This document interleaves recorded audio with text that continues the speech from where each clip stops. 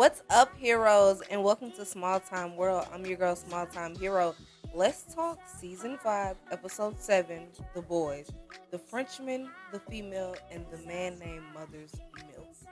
Okay, so we open up with a dance number actually from David Diggs. It's also a segue to remind us that he was in Hamilton and he rocked the shit out of Hamilton.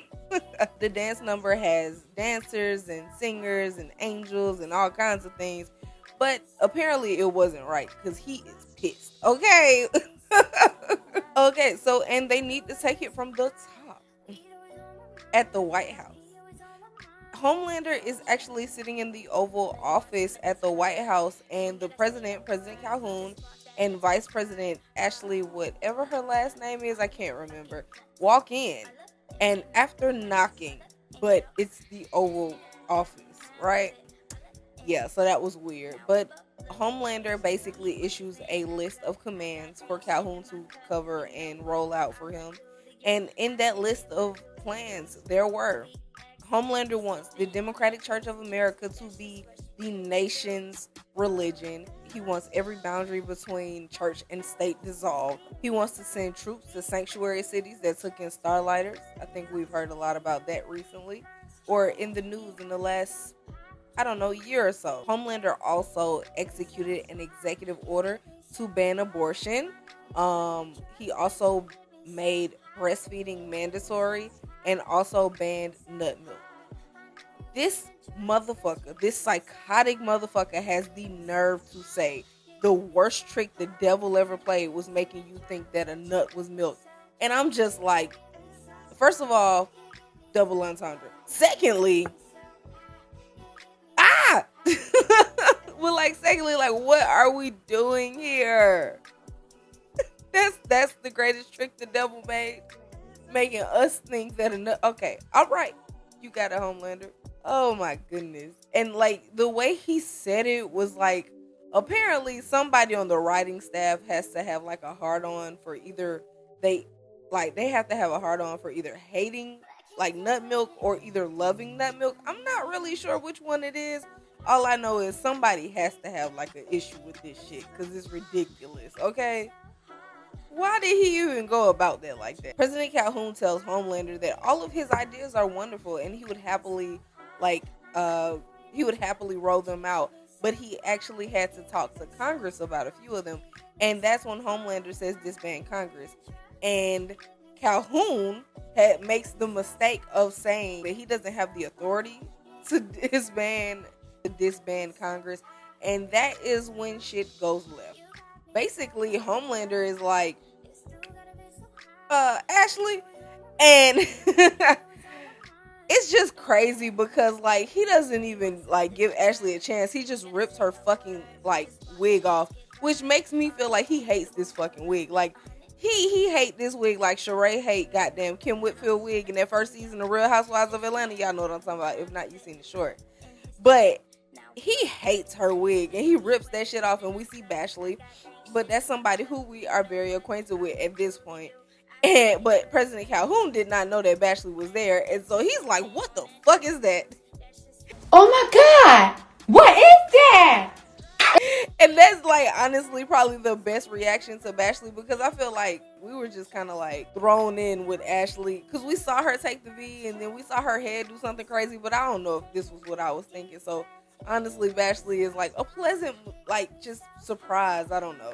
Anyway, so Ashley at first is like, I can't read his mind, but then she just goes ahead and reads his fucking mind, and we find out that President Calhoun actually doesn't believe 100%, and that he thinks Homelander is a tiny bit psychotic, which I feel like is very, very like important to talk about, because he doesn't think he's like super psychotic. He doesn't think he's crazy. She said a tiny bit psychotic, which I feel like everybody kind of has that. Like, if somebody puts peanut butter in the refrigerator, there's people who go, oh, they're just a little psychotic, like in their heads. So I just feel like this is a normal thing. Like, everyone should think other people who do things, separately are a little psychotic. And I just feel like this was just crazy that he was like, oh, you think I'm a little psychotic, huh?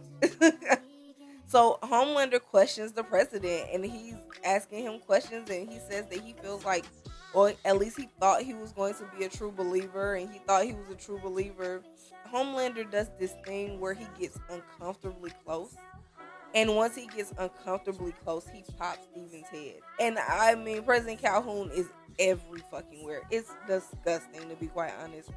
And then he wipes his hands on the oval couch and is just like out of there. Like, I saw a meme that said that that like the boys are supposed to be killing the seven, but really it's just Homelander, and that's the fucking truth. He's killed damn near anybody who was in the seven. He's killed so many people, and at this point, it just doesn't really fucking matter, man. Like it just doesn't matter. But I did not think that we would get head popping again once Victoria was gone, but we got a head pop moment. Wow.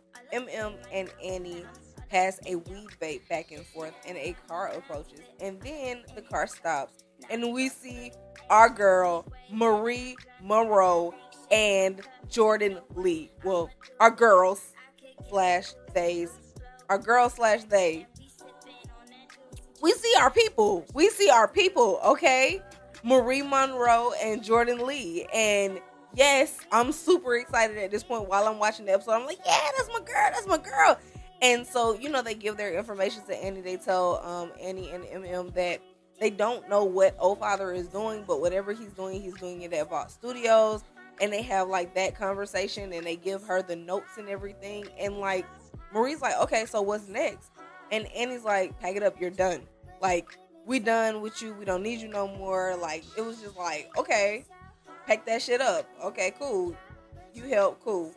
And like, they're like, wait a minute, we've been on this shit for like a year now, risking our lives for you, and this is all we get. Like, pack it up, you're done. And Annie is like, yeah, because we know why Annie is doing this, but at the same time, the way she attacks Marie about not being able to control her powers is so fucking frustrating. When we watch Starlight not have control of her fucking powers that she supposedly had control of since she was a fucking teenager, doing like, regular sideline jobs, like saving people on the sidelines, not even being part of the seven. Like, you literally had your powers for years, mastered them. This young lady had powers that traumatized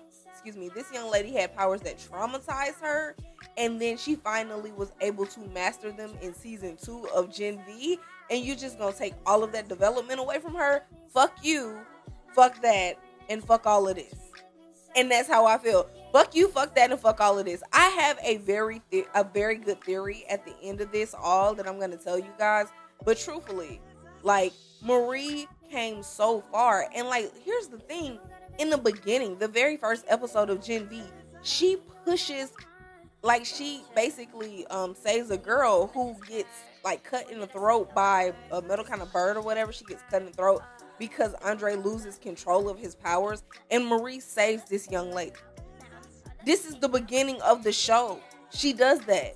So for you to say she does not have control over her powers, when MM distinctively goes, "Oh, I heard you have Homelander level powers," and Marie goes, "Yeah," she turfs herself. She's like, "Don't believe the hype." Bitch, you do. You restored a whole human stump. Bitch, what are we talking about? Talking about some, oh, don't believe the hype. Bitch, yes, drink your own Kool-Aid, because you are one of the stronger soups in this bitch. Odessa Project was about you. You were one of the only like surviving Odessa projects other than Homelander. Like, that shit is so frustrating. I was so mad. Like, so mad. What are we doing here? And then it's the end of the season. I'm praying, hoping that like episode 8, they just come back and they help fight. Because I mean, we gotta wrap that shit up too, since there's no more Gen V. But at the same time, I'm just like, what exactly are we doing here? Marie, now I will say that Marie learned a lesson about like trusting her friends in season 2 and being open with her friends. But like, that has zero to do with her being able to control her powers. The whole situation with Godolkin helped her learn how to control her powers. Like, it was, very mutual destruction type shit. Like, he was able to gain a body back, and she literally learned how to fucking restore a stump to a body.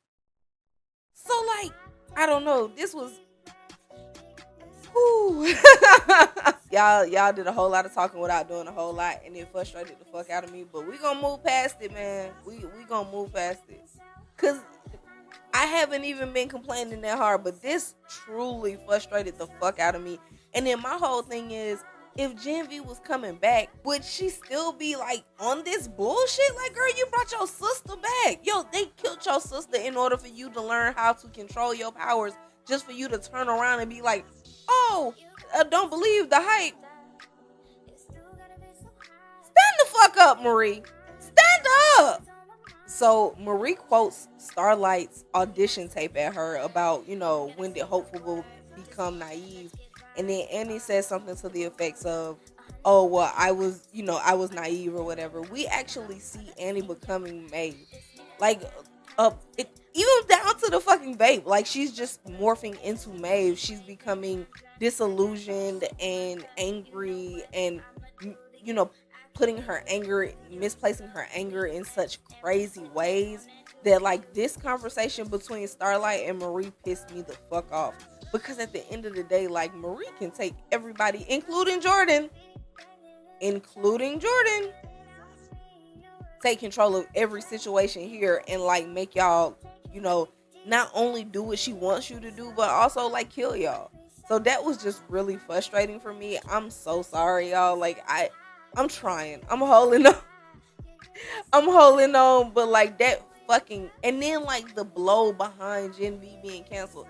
And I know Eric Kripke is like, he didn't cancel Gen V. We know you didn't cancel Gen V. We know that we live in a place where a female lead, being black is a lot for a lot of people. We saw it with Ironheart and, a lot of Marvel projects and things like that. So I'm not blaming Eric Kripke. I do have, a few thoughts on the studio and everything, but, like, it's just blow after blow. And it sucks. It really does. As a person who, like, oh, this shit is cool. Marie Monroe is dope as fuck. Like, we're just gonna move on, man. We're just gonna move on, because if not, this will just be a 30-minute rant about why. So let's just move forward. So at the boys' HQ, Huey actually hears screams over his Billy Joel, which I presume is Billy Joel. I didn't check the stats to see. But yeah, he actually hears screams over his Billy Joel, and he runs to go see what the screams are. And we find out that Frenchie and Butcher are basically trying to irradiate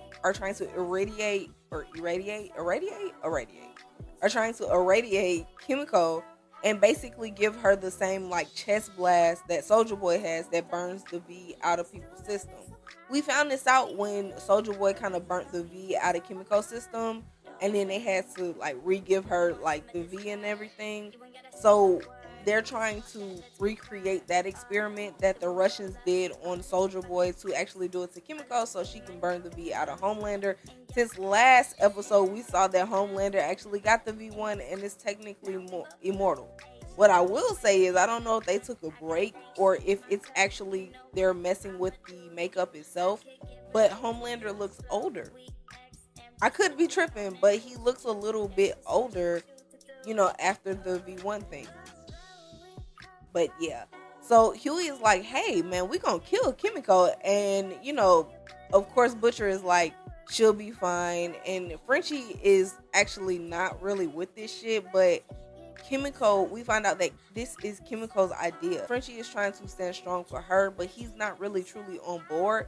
But, like, he knows that if he don't do it, somebody else is gonna do it, and she's already on board, so it should be him, right? Huey was talking to Butcher. We actually see MM and Starlight come back, and basically they have a conversation about what they're gonna do. Starlight and MM are going to go to Vault Studios along with Huey and Butcher. Kimiko and Frenchie and Sage were gonna stay and continue to test out the radiation on Kimiko. But Huey is like, okay, you said that like we're going out for a fucking milk run. This shit is like suicide, do or die. Like, we are pretending like this is just normal. And I will say, I feel like that's why I'm not quite sure where we're gonna go with this season. But it almost feels like they understand that it's not being taken serious, or it's not enough happening right now, or at this point we're at least not acknowledging that we're in the final hour kind of thing. So they actually talk about, the information they got from Marie and Jordan, and what, finding out what's going on with Father at Vault Studios. MM makes a comment, and he's basically, how in the fuck do you plan to recreate the Russians experiment that took them decades to actually perfect in, a few days? And Butcher is like, we got a supercomputer downstairs, and Annie is like, first of all, she is high as fuck and binge watching Love Island. And like in my head, I was just like, that bitch is back there just poking holes in her fucking eye and shit. Like, I honestly, it feels like for somebody who was supposed to have this master plan, and be able to see everything and be able to manipulate people because she can predict how they move and she's so smart, it just feels like it's nothing now. It just feels like nothing. Like, even with them trying to build that she's sad about the Godok shit, like, how long ago was that shit? Like, cause now that I'm like, Marie and Jordan said that they had been basically doing all of this shit for a year. So you haven't moved your smart ass. A person who understands that, love is something that you cannot quantify and you cannot understand, is still sulking about Godolkin? Like, what are we doing here with Sage? Like, I don't know, man. It's just like, And Huey saying that it feels like they're just planning to go on a milk run just feels like it's not heavy enough. Like, at all. And then, after everything, and Huey's like, we might die or whatever, Butcher goes on a Posh Spice fucking pep talk. And here's my thing. I love the Spice Girls. Don't get me wrong. Scary Spice is my boo. I, watched Spice Girls when I was a kid. I listened to the music. I got favorite songs from multiple albums, so I get it. But absolutely the fuck not, Butcher. Absolutely the fuck not, sir. Okay, so back at Vault Tower, the Deep goes in to actually apologize to Homelander. And, he's telling him that he killed Black Noir. And he says that he killed Black Noir because he was saying some really fucked up shit about Homelander. But we know that that's not actually true, and that Black Noir didn't say anything about fucking Homelander. The Deep killed him because he busted the pipeline and the fish got the oil shit on him. The fish died in the oil spill. I don't want to downplay the fish dying. But anyway, so he goes to apologize to Homelander. And Homelander's like, all is forgiven. But we know that, like, with Homelander, there's always a fucking catch. But he's like, all is forgiven, but I'm disbanding the 7. And he does make a point to say, like, it hasn't been 7 of them in a very long time, which I agree it hasn't. But also, you've killed a lot of them. Like, I think his death toll in the 7 is like 4. 4 Soup, the original Black Noir. He killed Firecracker. I don't think he killed Maeve. He tried to, but I don't think he killed Maeve. A-Train. But yeah, so I think his death toll is up to like 4 versus like anybody else. So he's like, yeah, there hasn't been 7 members of the 7 in a long time. So at this point, it's just kind of like, hey man, like, I'm just gonna, fall back, let it go kind of thing. And he just disbands it, and basically there's no need for a 7 when they have him as a god, I guess. The Deep actually asked Homelander, can he run the 7? And it's so funny because it's just like, even if he was going to give the 7 to somebody, it would not be the Deep. At Vault Studios, the boys split up, and MM and Annie actually go one way, and Huey and Butcher go the other. MM and Annie actually watch the American Eagle show be filmed, and she sees a depiction of herself. And like, they're saying some really fucked up things, and she's being depicted as like this bigot. But it's like a cross between a bigot and a socialite. Like, I guess she was being depicted as a regular white woman. I don't know. Like, it's hard to explain.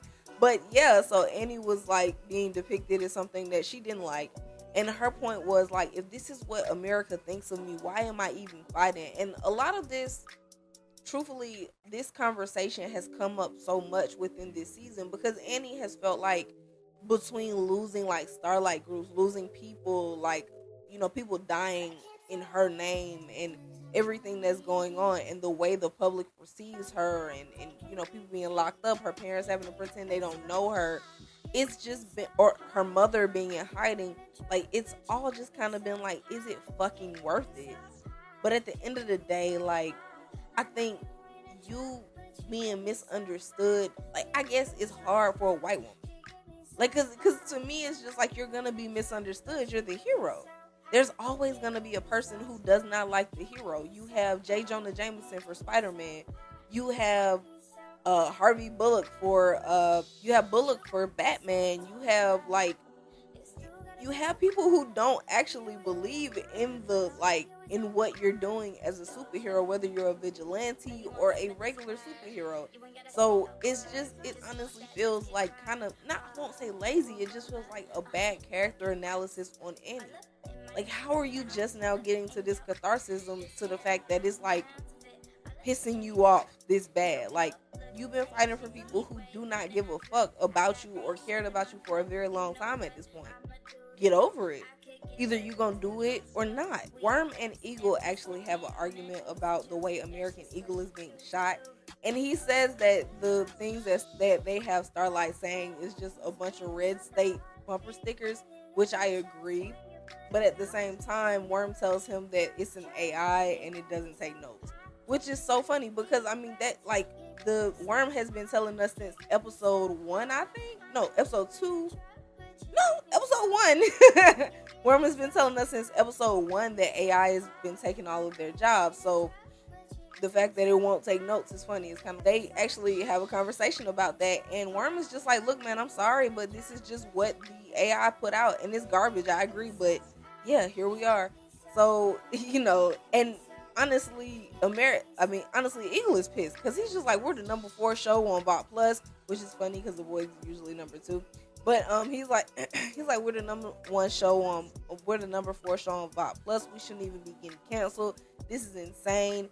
And Worm just says that this coming from the top. Homelander wants a reboot of everything. I'm not really sure what he plans to put there in place of it. But as we move forward, and if it is satire to what's going on in our world outside, he has nothing to replace it with. MM actually tells Annie not to worry about it because it's just stupid people doing stupid shit. But at the same time, it's not necessarily stupid people. It's just AI. It's just fucking AI. So at the boys' HQ, Frenchie actually goes to Sage and asks her if she will help him. He catches her before she's about to lobotomize herself, and he's like, hey, listen, you're the smartest person in the world. I need help. I cannot figure out this formula by myself. And if I continue to test Kimiko, she is going to die. And I really just cannot watch her die. And he tries to implore the idea of love to get Sage to come to his side, and then we find out that Sage is fucked up behind the Godolphin shit because she mentions that he was able to go insane up under her nose. But if you really, really think about it, he was already insane. She was just already in love. Like, you had already fell in love. That nigga was crazy from the get-go. Sorry, boo. Sorry. She says that she couldn't have predicted that 2 fucked up humans could love a Nazi stump and like actually bond over it, which I feel like that one's a little bit more like understanding of her not like getting that. I kind of get that because they did not behave how regular people would behave. Like, if a father found out that his son slept with someone that they truly loved, they would have fought like even further than, especially those scumbag ass niggas. But for whatever reason, Homelander and Soulja Boy had non-scumbag ass like reactions. So I don't blame Sage for that one. But the Godolphin shit was on her. Like, you are already in love. He was already crazy. He did not change anything about himself other than the fact that he got his body back and was like, oh, I'm going to kill everybody else who's inferior. But beforehand, he was already going to do that. When he was puppeting the other nigga's body, he was already gonna do that. So it's just, it's bullshit. Sage's whole I hate love shit is bullshit. I can understand her not getting the fact that Soulja Boy and Homelander would have bonded, but her being upset about the Godolphin shit is bullshit. The only thing that he truly did outside of listening to her was move faster than what she said he should. But she goes on to say that love makes people unpredictable, and if she can't predict people, then basically what is she here for? It was one of those things. So I truly felt for Sage in this moment, but at the same time, I have to question. Like, I looked up the writer's room.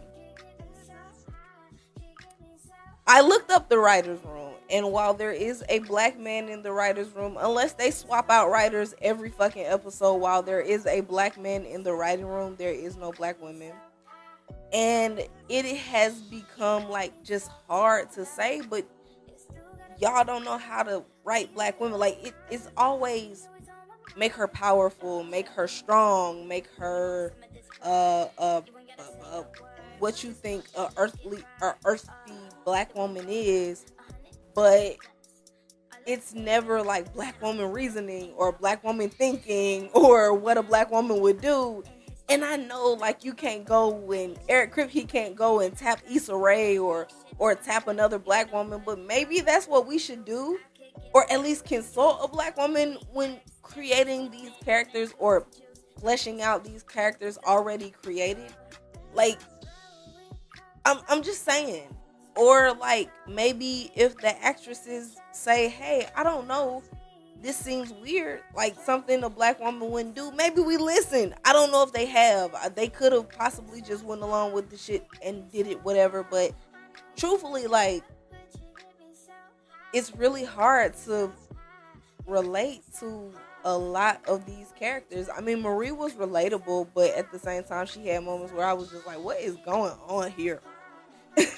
But I do appreciate wanting to create more black characters or wanting to add more black characters to the mix. But I also would appreciate you guys being able to write good black characters, even if they're insufferable.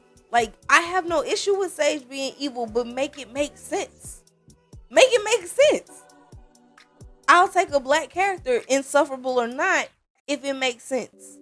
But anyway, I keep running off on these tangents. But anyway, so Frenchie is actually not able to get through to Sage.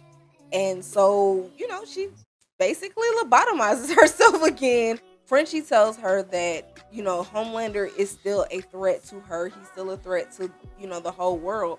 So her, choosing not to help does fuck herself. And, she gets fucked by Homelander too. Like, she gets fucked up by Homelander too. And she just doesn't give a fuck and lobotomizes herself. So, yeah, that's kind of at Vox Studio. Butcher and Huey are actually watching O-Father rehearse. And he is still actually, like, not having all of it together. You can kind of tell it hasn't all the way come together. And he is upset. O-Father is probably one of the funniest, but, like, I don't, like, entertaining characters when he's upset. Like, the way they string together words for Daveed Diggs is amazing.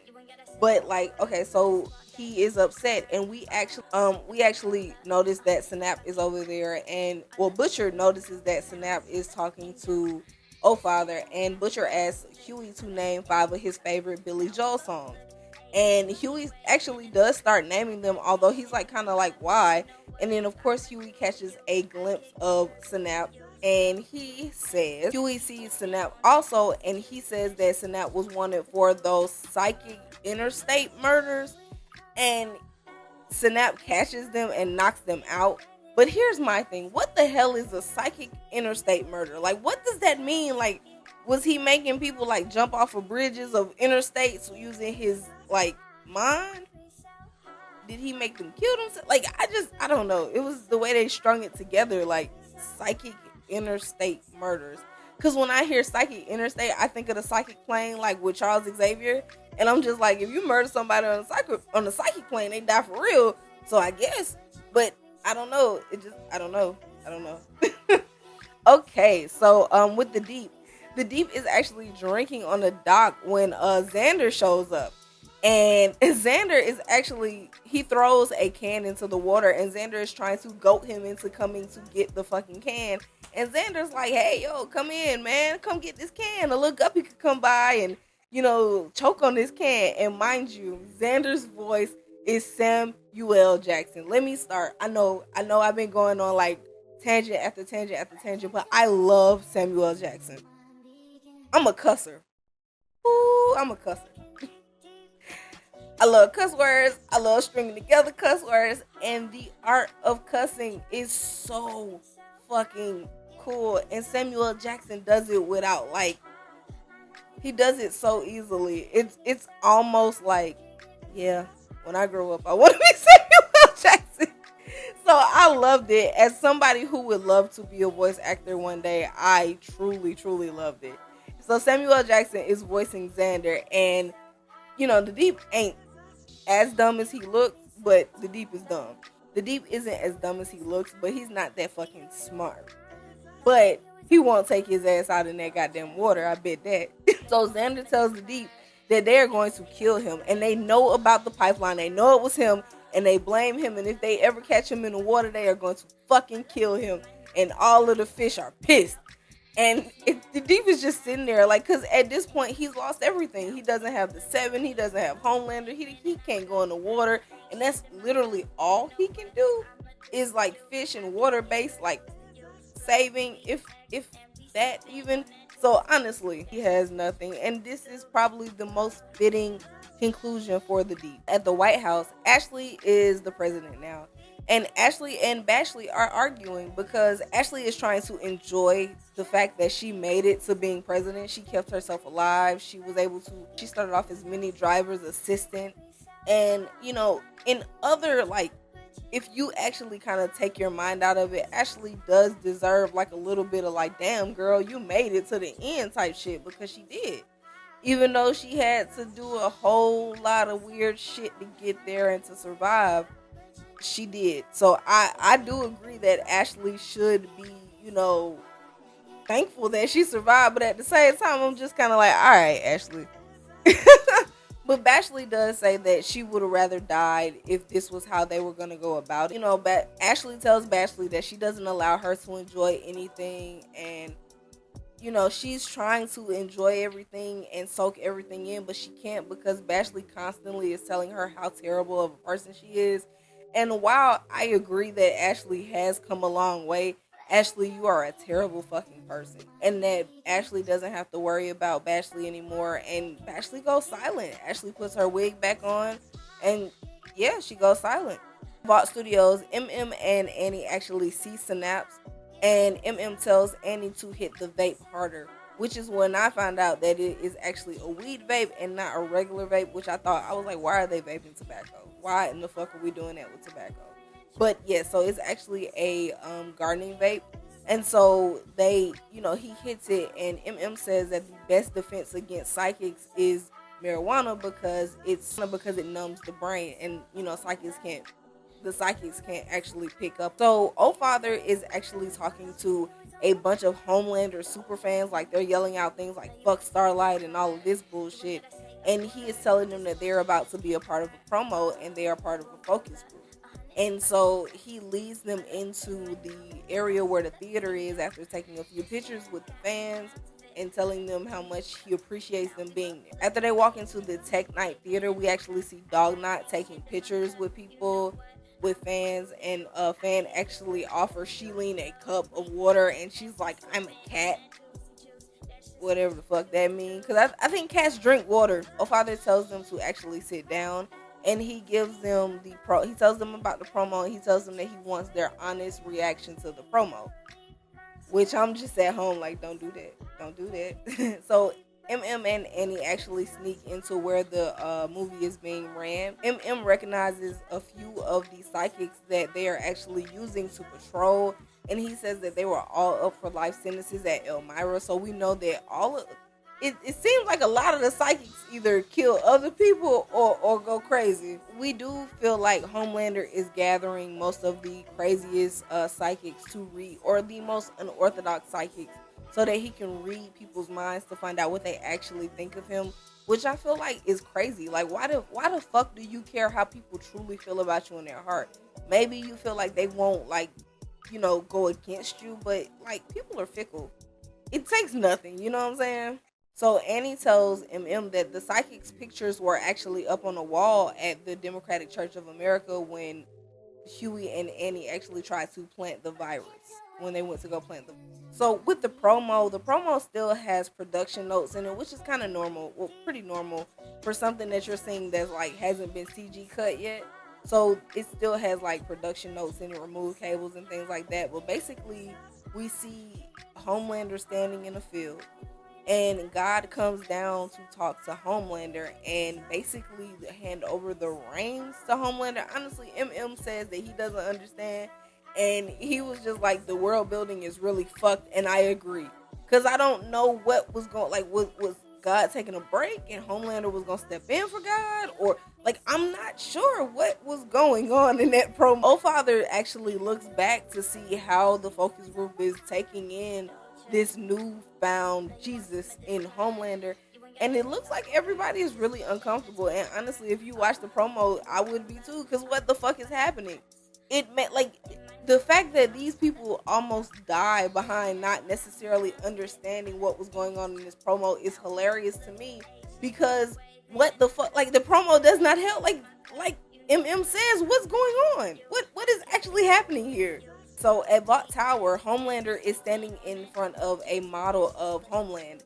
When Soldier Boy actually comes in, and Homelander explains to Soldier Boy what is actually going on with Homeland, and you know how there'll be riots here, and they'll have a Mount Homelander here, and he shows him where Soldier Boy, Father of God area would be in Homeland, and Soldier Boy kind of tells Homelander he doesn't want any of this, which is really interesting, honestly, like, because we have, like I said, we're getting a whole lot of depth into who Soldier Boy is, like, in this last season, but like at the same time, like, he kind of throws you for a curveball. Like, I feel like Sage when talking about him, because he's very unpredictable, and he's just like, I don't want that. I'm thinking about going down to Bogota, and I'm going to snort and fuck my way through, and that does kind of, I mean, that does sound like something Soldier Boy would do, but like, Homelander just can't understand. He's like, why? Why do you want to go down there? Why would you want to do that when you can be here, be with me, and be happy, and have all of this stuff, and people, praising you and licking your nuts and all of this shit? But the other part of it is that we have to understand that Homelander and Soldier Boy, while related technically via DNA, they aren't the same person. Nurture versus nature type shit. Like, technically, Soldier Boy is a fucking dick, but he had both of his parents growing up. He was a rich dick, but like, to some point his parents were there. Homelander never had parents, any kind of anything, and also he's been a murderous dick since he was born. But at the same time, like, he's never had that, so like, it's very different needs for both of these characters. And Homelander asks him when he'll be back, and Soldier Boy basically kind of says he's probably not gonna come back. And Soldier Boy kind of acknowledges that he won't be back, and he says that he needs to get away. And Homelander kind of puts two and two together and says you need to get away from a person and not necessarily like the area or the place. So Homelander gets pissed that Soldier Boy doesn't want what he wants, basically, and that Soldier Boy wants to live his own life away from him, which he's a fucking grown man. And Soldier Boy does call him weird, which I feel like kind of set off, Homelander, but at the same time, he is fucking weird. Soldier Boy, in so many words, tells him that this was never his bag, and that he gave him the V1 because he knew it was what Clara would have wanted. Clara being fuck ass Stormfront. And that he also tells Homelander he's no god, which I find it funny because he said this to Firecracker also. Like, he's like, he's no fucking god. He came out of my nuts. He's not a god, okay? Homelander tells Soldier Boy basically, all right, you can leave. Go ahead, go. And Soldier Boy naively walks past Homelander to leave, and Homelander chokes his ass the fuck out. I was honestly surprised. I did not have on my bingo card that Homelander would choke out Soldier Boy. Like, I didn't think he would leave, but I didn't think he was gonna choke his ass out. Like, nigga, nah, he yoked his ass up, man. That shit was crazy. At Vought Studios, Huey and Butcher both wake up at a table, and Butcher says that Synapse basically turned off his powers, and he can't, like, turn them back on. Huey actually goes into what he was talking about earlier with, like, basically we can't win. Like, we are here in a dark place, and we are fucked. And Butcher has what Huey actually, Butcher says something that Huey actually says is actually hopeful. And he's just like, I don't care if you're dead, I'll drag your ass across the finish line, which I get where Huey was coming from, but at the same time, all right. At the boys' HQ, Frenchie is still trying to perfect the radiation treatment to give Kimiko the Soldier Boy blast. But she's actually not healing at sometimes. Frenchie wants to stop, but Kimiko is like, please, we can't stop. We gotta figure this out, because if we don't figure it out, we're all fucked. As Frenchie pulls her out of the radiation machine, he holds her in his arms, and he tells her basically that they could, they could have the children that she wants. They can slow down. They can settle down. And this is after having a conversation of being together and what they want in their future. And he's like, yeah, like, I can slow down for you. I can give you all of those things. And then Kimiko seizes out. Like, she just starts shaking, of course, because of the radiation. But yeah, Sage is actually watching Love is Blind when Frenchie goes in and she's yelling at Cordell and Serena. And Frenchie comes back to actually plead with Sage again about helping him. And he does acknowledge that love is a very flawed emotion and that it doesn't make sense. But that's why it's so great of an emotion, because it makes no sense. You cannot understand it. It makes no sense at all. It's stupid. It's unpredictable. And she's right. He asked her, have you ever been loved so completely? Which doesn't make her think of Godolkin, but makes her think of her grandmother, which actually kind of like makes her feel some kind of way. And so she's like, you know what? Fuck it. When my brain come back, I'm going to help you. And in the meantime, I'm going to play with myself with this Starlight dildo.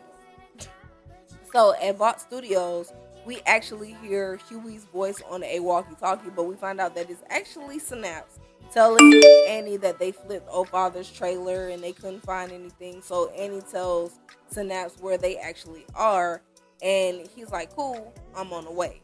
Father asked the focus group how many believe Homelander is their Lord and Savior, and everyone raises their hands. Which Gray Matter actually hands Father a list, which I believe is a list of names who actually believe that Homelander is their Lord and Savior. Father reads the list and names the names that are on the list, and he tells them to leave and to get a swag bag. MM and Annie actually have a conversation about what they just watched as this promo and what it meant. And like I told you earlier, I'm confused, so I know that they were confused.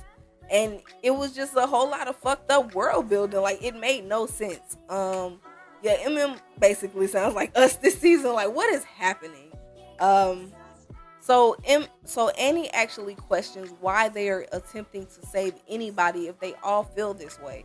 And MM tells her the story of how he got his name, and he talks about how, like, after Soldier Boy drove his family crazy and people died because of Soldier Boy, kids were relentless. And, one day he found a baby bird, dying, and he took the baby bird home, and he nursed the baby bird back to health and brought the baby bird back. And he tells Annie that, like, he loved nursing this bird and bringing it back in health again. But the kids in the neighborhood were fucking relentless, and they called him everything. They were asking him if he was gonna let the bird suck on his titty, if he was gonna let the bird suck on his dick, which is crazy. Children are fucking crazy. But in all, he was asked all of these things, but at the same time, he felt like it became, so his name went from being Marvin Milk to being Mother's Milk. But the thing of it is that he kind of liked the nickname because he loved, helping. He loved, making his family proud, and he was happy that he could bring this bird back. And so while it sucks helping and people are gonna kick you and talk, shit about what you're doing, when you actually do help this person and make this person feel whole again, it makes you feel good. And he talks about how he lost that part of himself in the internment camp. He said giving a fuck in a world where nobody gives a shit isn't weak. It's badass. And I agree. It's hard as hell. So Dognot actually walks in after MM gives this speech. He messes with the door. He walks in. And then She-Line walks in. And we find out that Annie and MM go up into the ceiling. And they got this weird ass scene where they they sniff each other's butts like animals would and tell each other what they've had to eat. It's the weirdest shit ever. And beforehand, she like when Sheilene comes in, she starts grooming herself. Like this bitch take both her legs and put them behind her head and starts grooming herself like a fucking cat. And I'm like, okay, I get it. She's a cat, I guess. I don't know. At Vought Tower, we find out that Homelander put Soldier Boy back in his tube again. I guess. I don't know. It's so funny. He nerfed him. Like we thought Soldier Boy was gonna be an issue, but like he was really like a plot device for these few episodes, and he gone again. Like, oh well. O Father calls Homelander and tells him that they caught Huey and Butcher, and he asks what to do. Homelander makes a comment that Starlight can't be far behind, but he tells him to hold on because he has to find Sage first. He also asks O Father how was the focus group and how many people accepted him as their Lord and Savior. And O Father, wow, like you can tell he does not want to answer this question. He's like 6. And Homelander is like 6 out of 30. And O Father is like, yeah. And Homelander gets pissed and he like giving the full VIP experience, which I'm guessing is to kill. The Deep is actually on the phone with his manager looking for a new city to save. And he keeps bringing up these landlocked cities where there's no water there because he can't go back in the water. But yeah, he's talking to his manager. His manager's like, we gotta find you some kind of water to be in. That's your whole thing. And he's like, that's not my thing. That's not my thing. And then someone's pop, because that's what they were saying. Someone's pop starts to drown, which I feel like it's the fish fucking with this person and dragging him down. And they're like, wait a minute. I feel like the fish are dragging him down and fucking with the Deep. And so people are asking, they're like, the Deep, save him, please. There's the Deep. Like literally your whole thing is water. Like, your manager just said that, but it's the truth. Your whole thing is water. Save this man. And he refuses to save him, and they catch it on videotape. It's so crazy. Like, he is that scared of water. It's insane. So, back at Vought Studios, Synapse walks in to talk to Huey and Butcher, and he turns into Joe Kessler. And we actually find out what the real relationship is between Joe Kessler and Butcher. And we find out that Joe was somebody who would, kind of play the Huey Lonnie part in Butcher's life, because Butcher definitely knows that he has a darkness inside of him, and he tells a lot of people that, and this starts to make people want to be what Joe Kessler calls a canary in a coal mine, like the warning signal that he's about to step over into the dark side and that he needs to pull himself. Synapse, as Joe Kessler says, that he has a lot of people who are supposed to kind of pull him back when he gets too far, he goes too far, but it's not possible with Butcher because that's all he does is go too far. He says that in that situation with Joe Kessler, the only person who walked out of that cave that day was Butcher. He killed his whole team by not actually listening to the people on his team, which is a parallel for everything that's actually happening with the boys right now. He's like he said, he's going to drag them across the finish line, but they may be dead while he's doing it. And he's very okay with that. So Synapse actually asks Butcher to tell him something or give him the rundown.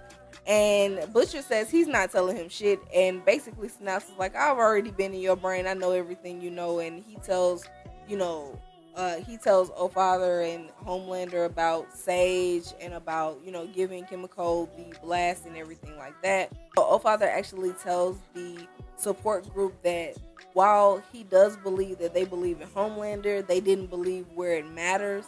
And that's truly in their heart. And they hadn't accepted Homelander as their Lord and Savior. And that basically they didn't believe enough. And Dog Knot and Sheilene walk in and start murdering people. Yeah, that's what the good side does to you. Once you don't believe, or they feel like you don't believe, they lock you in a room and they murder you with animal-based soup. O Father leaves the focus group and allows Sheilene and Dog Knot to basically attack the focus group. And MM and Annie decide that they're going to save them, even though this focus group has yelled things like "fuck Starlight" and all of that great shit.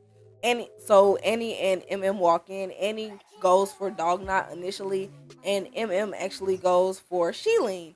And while he sees that she's up there, like he shoots at her and then she ducks, and he's like he can't get a clear shot on her. He shoots the water jug behind her, and it makes her jump in the air like a fucking cat.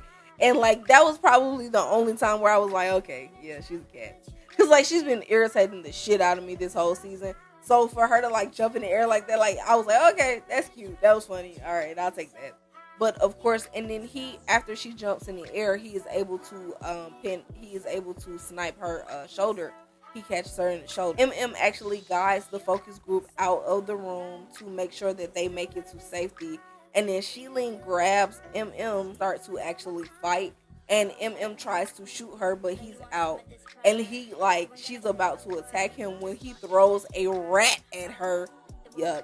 He throws a rat at Sheilene, and she catches the rat and automatically starts eating it without like no kind of resolve or anything. She just like bites the head off and goes to town on the fucking rat. It's disgusting.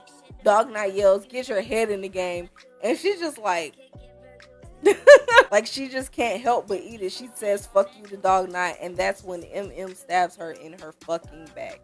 And I think Sheilene might be dead. One thing I will say is, I thought Sheilene died when she went up against Kimiko because Kimiko snapped her neck, but apparently she didn't die there. But I'm guessing that this knife in the back killed her. Who knows? Annie does kill Dog Knight, and they get the rest of the focus group out. Huey asks Butcher if what Synapse said is true, and Butcher replies that every single fucking word of it was true. And it is honestly kind of sad, because like he could have tried, but he didn't. He's just like, yeah, it's all true. That's who I am, which is true. He's been that person since the beginning. So Synapse comes back, and he's like, all right, now I'm about to start killing y'all, because I can. And that's when like he goes after Huey because Butcher was like, come on, kill me. And he's like, nah, I want you to watch. And so when he says that, Huey uses his brain, and Huey's like, you like when people watch, don't you? And then he starts talking about his brother's crime scene and the fact, and Huey actually seeing the crime scene, and so he's seeing it in his brain. And so because Huey is seeing it in his brain, Synapse is seeing it in his brain also. And we find out that Synapse actually cared about his brother, so we don't know if he actually killed him on purpose, but he is the reason why he was dead. So Huey actually tells Synapse that they were distracting him in order for him to get out of Butcher's head, and that way that Butcher could focus on his powers. And Butcher kills Synapse. He pulls him apart with his tentacle dick, and he tells Huey to call Frenchie. With and Annie, they free the focus group, and then they free the focus group, but they actually free them where Marie and Jordan are, and they go and ask Marie and Jordan for help. I think this was supposed to be the redemption for Annie and all of that. Oh, you don't know how to control your power shit, but also like fuck you. You ain't called, you ain't say shit. You just dropping these fucking random non-powered motherfuckers off here. But whatever, man. I guess. At the boys' HQ, Frenchie asks Sage if she's sure about the calculations, and Sage says she checked her work 3 times, and she never checks her work 3 times. They are ready. So they turn on the experiment, and Kimiko takes the radiation. Frenchie is having like a lot of thoughts about her taking this radiation, but Sage tells him that he has to allow her to do this because they can't do it again. Her body won't be able to take it again. So, this time it is what it is. And of course, she's able to stay in there enough to get whatever radiation. Hopefully it works. So she's able to get irradiated. After she's irradiated, we hear the Doppler system go off that Frenchie installed to find, weird flying objects and flying suits. We find out that Homelander is 3 minutes away. So Frenchie has a moment where he's like, okay, Homelander can't see through zinc. He puts Sage and Kimiko into a vent, like it was like in the heating. I'm thinking it's like heating duct or air duct or whatever that's built with zinc, and he puts them two in there, and he can't actually find some place for him to go, and like the Doppler is going off. So Homelander is getting closer and closer and closer. So he basically goes to the radiation chamber. Frenchie hides in a radiation chamber, and Homelander is walking through the boys' HQ. When Homelander actually stops and looks at the heating or cooling duct area. I don't necessarily know what it is, but like that area, and he can't see through it, and it looks like he's going to approach. Frenchie makes a slight noise, and it's a little noise, like he just rubs his finger on the door. It looks like, and Homelander is there in like 2 seconds, and he's like the Frenchman or whatever, and so he walks into the radiation chamber and he's asking about Sage, and Frenchie turns on the radiation. Homelander asks if they actually think they can they Homelander asks if they actually think that they can recreate Soldier Boy's party trick, and Frenchie tells him that they already did and he's too late and that they're coming after him. And then he turns on the radiation, which of course we've seen it, like have issues.